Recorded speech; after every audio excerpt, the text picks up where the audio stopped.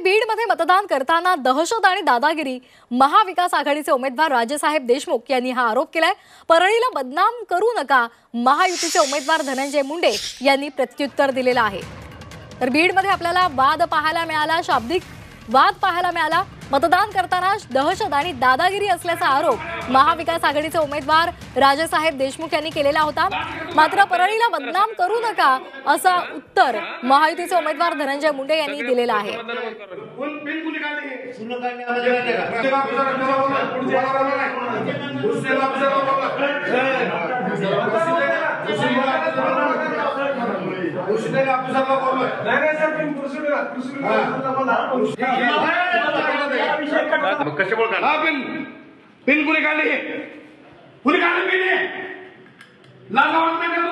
मतदान बंद करा, सगळ्या बूथवरचे मतदान बंद करा, मतदान बंद करा, सगळ्या बूथवरचे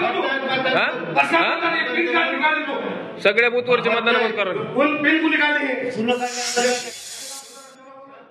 आज असं म्हणणं की जिल्हाधिकारी धनंजय मुंडेच्या शेतातला सालगडी आहे, या ठिकाणी कुठलंही मतदान पहिल्यांदा कलेक्टरला सस्पेंड केलं पाहिजे। पोलीस प्रशासनाला या ज्या प्रक्रियेतील लोक आहेत यांना सस्पेंड केलं पाहिजे आणि लोकांना मत करू दिले पाहिजे।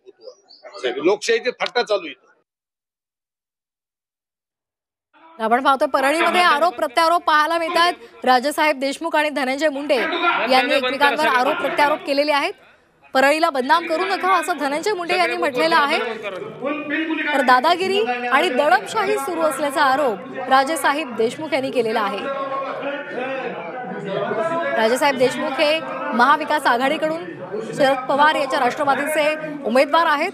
धनंजय मुंडे यांच्या विरोधात ते निवडणूक लढवत आहेत। मतदारसंघावर मतदान बंद करा, सगळे